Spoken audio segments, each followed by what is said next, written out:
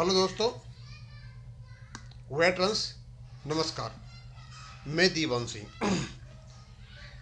मैं आपको बताना चाहूँगा कि 10 तारीख को अनाउंस हो चुका है कि हमारे केस की सुनवाई होगी, सिंगला साहब वाले केस की।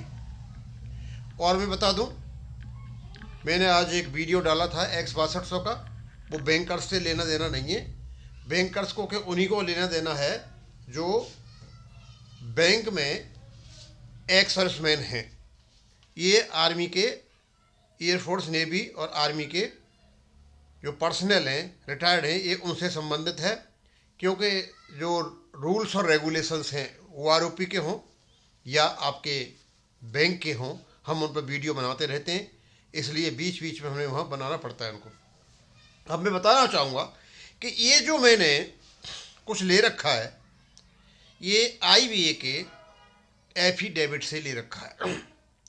अब थोड़ा सा इस पर ध्यान देना, क्योंकि इनका बताया मैंने एफिडेविट इतना कंट्रोवर्शियल है, इतना इरेगुलर है, इतना इरेलेवेंट है कि इसको यदि कोई पकड़ के बैठ गया अच्छा खासा वकील, तो IBA के लेने के देने पड़ जाएंगे।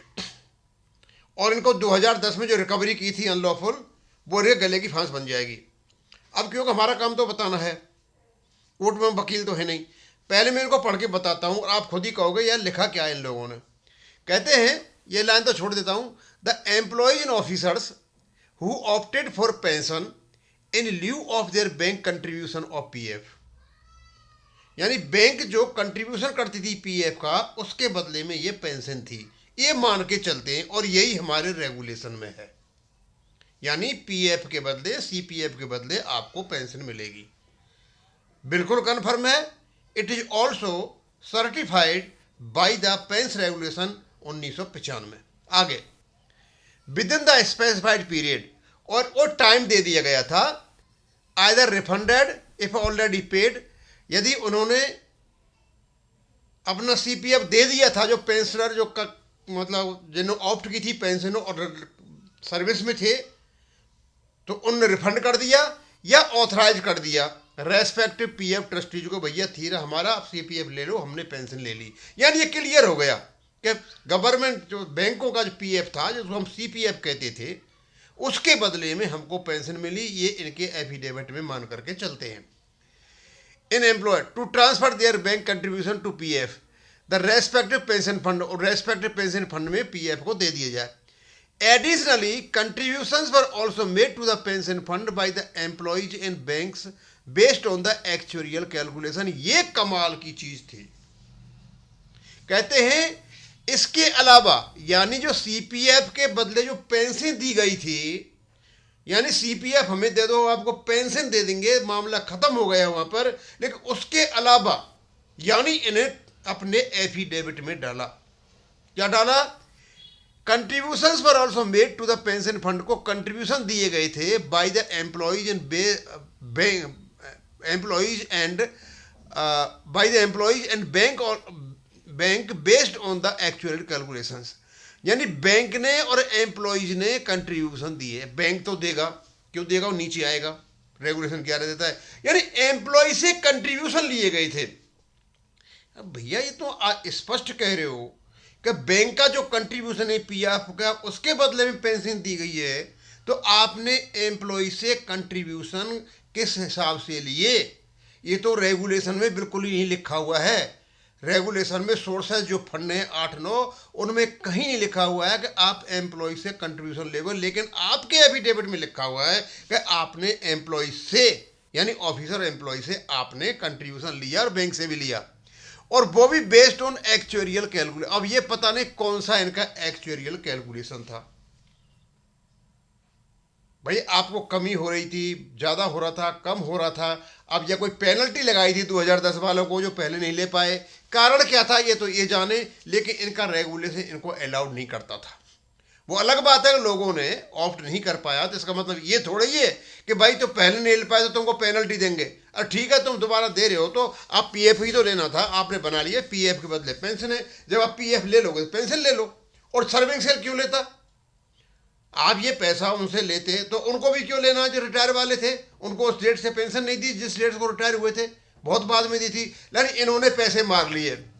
Hence, the pension funds of member banks for the payment of pension therefore have been created by the contribution from bank employees and officers. यानी बैंक के जो ऑफिसर एम्प्लॉयज हैं उनके कंट्रीब्यूशन से पेंशन फंड बना है। भाई एम्प्लॉय और ऑफिसर कौन सा कंट्रीब्यूशन करते हैं? कंट्रीब्यूशन तो बैंक करता है, वो तो अपनी तनख्वाह कटाते हैं, लेकिन उनके फंड से बने हैं। अब ये दिखाने, not from any government grant, कोई गवर्नमेंट ग्रांट नहीं है। ये दिखाने के लिए कि हमारे पास पेंशन फंड की कमी है, हमें कोई गवर्नमेंट से सहायता नहीं मिलती है। हमारे इसमें क्या नाम है, ऑफिसर एम्प्लॉयज के जो कंट्रीब्यूशन से बने हुए फंड है, ऑफिस एम्प्लॉयज कोई कंट्रीब्यूशन नहीं करते, सीपीएफ कंट्रीब्यूशन आता है। The bank employees and officers have given up one benefit of provident. अब वही बात आ रहे हैं नीचे, बैंक ऑफिसर्स ने छोड़ दिया था एक benefit provident, given up one benefit provident fund from the employer to get the benefit. Employer से कंट्रीब्यूशन मिलता था, उसको छोड़ दिया और पेंशन ले लिया। अब तुम यहां ये कह रहे हो, बड़ी स्पष्ट कह रहे हो कि अपना जो कंट्रीब्यूशन, जो सीपीएफ का पैसा था बैंक से जो मिलता वो छोड़ दिया और पेंशन ले ली। तो भैया ये बताइए, आपने 2010 में जो रिवाइज बेसिक पे का 2.28% जो पैसा लिया था, वो किस बात का लिया था, वो कहां से लिया था, वो कहां से आया था, किसने किया था? भाई पेंशन तो कभी भी लो, खुला हुआ मैदान है। भाई अपना सीपीएफ का जितना ब्याज बनता है वो हमें दे दो, अपने पेंशन ले लो, सीधा सीधा है। अब नुकसान पड़ता है बैंकों को, नहीं पड़ता उससे कोई लेन। आगे क्या कहते हैं, the short fall in the pension fund maintain by the banks fund. और वही बात कह रहे हैं जो भाई रेगुलेशन में लिखी हुई है, ये रेगुलेशन 11 में लिखा हुआ है, short fall in the pension fund maintained by banks is funded by the respective banks. और यदि कोई शॉर्टफॉल होता है पेंशन में तो बैंक करेंगे। यार ये क्या बात हो गई? एक बार तो आप कह रहे हो, मतलब पेंशन फंड जो बना हुआ है ऑफिसर और उसके कंट्रीब्यूशन से बना हुआ है और उनसे पैसा लिया भी गया था। ऊपर कहते हो आपके पास सीपीएफ के बदले में पेंशन दे दी गई थी, और यहां फिर आगे तो जो शॉर्टफॉल यदि उसमें होता है पेंशन फंड में तो वो बैंक देंगे। ये तो समझ में ही नहीं आ रहा कि क्या क्या एफिडेविट है ये। और यहां भी एक्चुअरियल कैलकुलेशन होगा। अब यहां जो नीचे बात कह रहे हैं ये बिल्कुल सही बात कह रहे हैं, ये इनके रेगुलेशन में लिखा हुआ है कि पेंशन फंड में किसी प्रकार का शॉर्टफॉल होगा तो हर 31 मार्च को एक्चुअरियल कैलकुलेशन होगा और उसके आधार पर जो स्टेटरी बॉडी बैंकें उसका पूर्ति करेंगी। यानी बड़ा स्पष्ट साफ है कि पेंशन जो हमको मिली हुई है वो केवल और केवल हमारे सीपीएफ के बदले मिली हुई है। हमने जब सीपीएफ छोड़ दिया तो उसके बदले हमको इन्होंने एक फायदा दिया और वो था पेंशन का। अपडेशन नहीं किया, अभी तो उसकी लड़ाई चल रही है। No contribution made from the government in this pension fund, और गवर्नमेंट कुछ पैसे, ये क्या सेंस बेवकूफी की बातें नहीं कर रहे हैं। इधर में गवर्नमेंट से कोई पैसा नहीं मिलता, गवर्नमेंट से आपको कैपिटल नहीं दे रखी है क्या? बैंक गवर्नमेंट की नहीं है क्या? ये बैंक आपकी है क्या? गवर्नमेंट से पैसा नहीं मिलता है, सारा का सारा कंपनी में जो बैंकों में जो पैसा लगा हुआ है सारा गवर्नमेंट का लगा हुआ है। और जब कैपिटल की कमी पड़ती है, कोई शॉर्टफॉल होता है या कोई जो नॉन परफॉर्मिंग असेट्स हो जाता है, कौन तो गवर्नमेंट देती है। गवर्नमेंट कितनी मतलब पूंजी देती रहती है बैंकों को, वो गवर्नमेंट का नहीं है। लोगों को बेवकूफ बनाने के लिए इतने माहिर किस्म के लोग हैं, मतलब इतनी कंट्रोवर्सी भरी है एक ही पैराग्राफ में। खुद मानते हैं कि सीपीएफ के बदले पेंशन दी गई है, खुद मानते हैं कमी होगी तो एक्चुअरियल के बेसिस पर कमी पूर्ति की जाएगी, लेकिन साथ में ये भी मानते हैं कि भाई हमारा पेंशन फंड तो बहुत कम है, गवर्नमेंट से कोई पैसा मिलता नहीं है और हमको तो पैसा दिया ऑफिसर्स ने। अरे ऑफिसर्स को और एम्प्लॉयज को लूटा आपने 2010 में, जो लूट नहीं सकते थे। आप इस बात पर नहीं लूट सकते थे कि भैया पेंशन फंड में कमी हो रही नहीं हो रही है, वो आपका काम था करना पूरा का पूरा। मतलब आपने पेनल्टी लगाई, आपने मजा चखाया लोगों के लिए। इस प्रकार का एफिडेविट यदि इस पर बहस की जाए और लीगल इंटरप्रेट करके कोर्ट के सामने रखा जाए, इनके गले का फांस बन जाएगा। और ये टोटल एक प्रकार से मैं कहता हूं बिल्कुल बेसलेस और असिमेट्रिकल एफिडेविट है। और मेरे ख्याल में ये तो मतलब अपने हमारे वकीलों को कोर्ट के सामने रख ही देना चाहिए। वो सारा का सारा इतनी लापरवाही से बनाया गया एफिडेविट है कि इनकी गले की फांस बन जाएगा खुद ही।